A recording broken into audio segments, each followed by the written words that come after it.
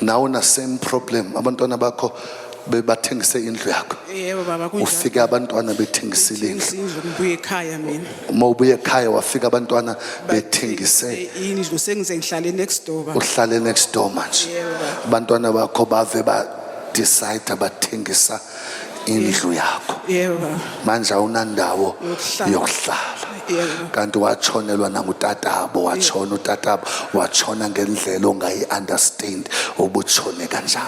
Yebo baba. Now uyathandaza uba uNkulunkulu akunikeze indlu yakho back. Yebo baba. Mobaqalela babantwana bamphindisana imali ngicela indlu ababambe nama calls abafuni into edibanisa nawo. Yebo baba. Bafuna into edibanisa nawo bayakuthuka nokukuthuka bakubiza nangomthakathi.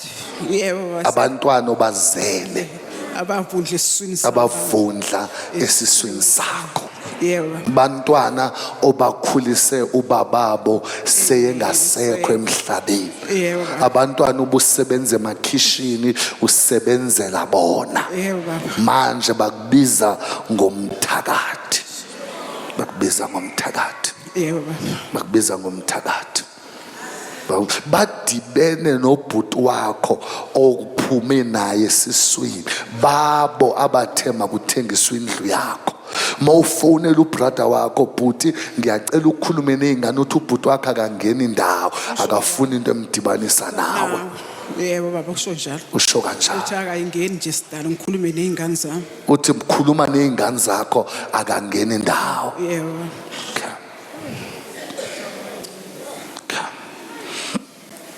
Ukhulumile nomuntu othengile indlu wathi umuntu othenga indlu akanankinga ufuna imali yakhe back yena. Then ube sewungena endlini yakho uthi akangena indawo kuchuku lenu uthi nina sotana into zenu ningamfaki Sibuyisa imali yakhe. nibuyise imali yakhe. Yebo baba. Nibuyise imali yakhe. Yebo. Indlu yakho bayithengise nge-350,000. Kunjalo baba.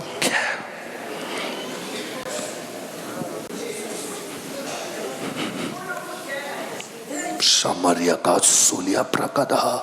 Once lendlu ingabuyi awunayo indawo yokuhlala. Anginayo baba. Awunandawo yokuhlala nasekhaya ikhaya laphela. Yaphela kunzima nokuhlala kwamakhelwane Hlala nakomakhelwane. ngoba ngelinye ilanga umakhelwane uzojabula namhlanje kusasa wazi ukuthi uyisasa. Sasa wazi bakuzokwenzeka. Yebo baba.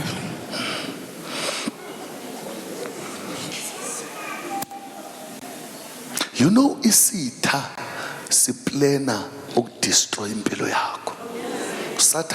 Usathana ngasebenzisa abantwana bakho to destroy you. Usathana ngasebenzisa ifamily yakho to destroy you. Usathana ngasebenzisa ifamily yakho to destroy you. To destroy you. Muzali wami, as I'm talking to you now, Yebo. intombi yakho endala yiyo ephethe le mali ayikabanikeza abanye. Now uNkulunkulu ungithathe wangifaka kwi-account yayo. Yebo. Njengoba ngifika ku-account yayo imali eseyityile yi-5,000. So ngifuna wenze kanje. Give me a red oil. I want to do something.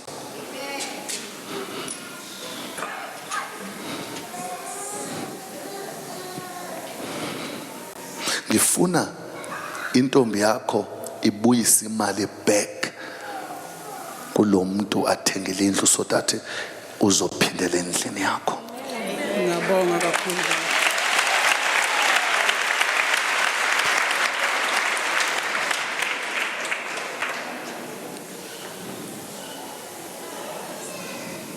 But ngifuna ukukushayela izitha zakho. Ngiyabonga kakhulu. I want to bless you. Ngiyabonga kakhulu.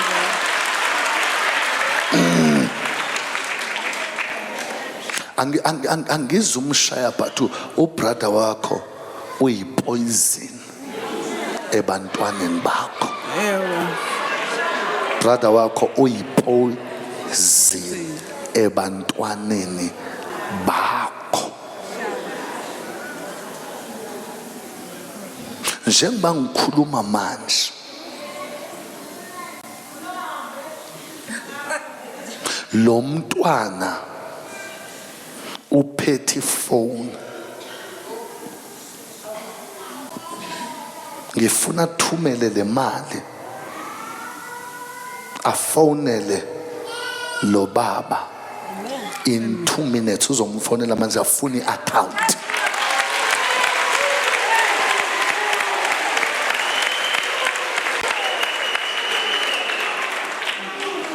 Namhlanje in an hour ngifuna imali seyingenile kwi-account yalapha, ngifuna uphindele emzini akho.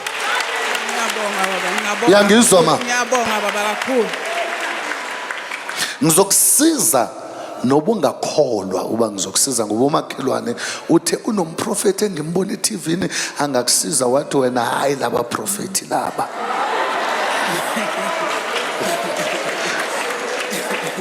But akunankinga, ngizokusiza anyway. Okay baba, ngiyabonga baba. Ngizokusiza anyway. Thambisa lento uma ufika ekhaya. Ngifuna kube khona uxolo ebantwaneni bakho. Ngifuna ikhaya lakho livane. Ngifuna ikhaya lakho liphumelele. Bantwana bakho ayizuphela le veki bengasebenzi, ngibanika umsebenzi manje. In Jesus' name. Don't worry, izothi phela i-3 days uzobe sewuphindele emzini akho. Take this.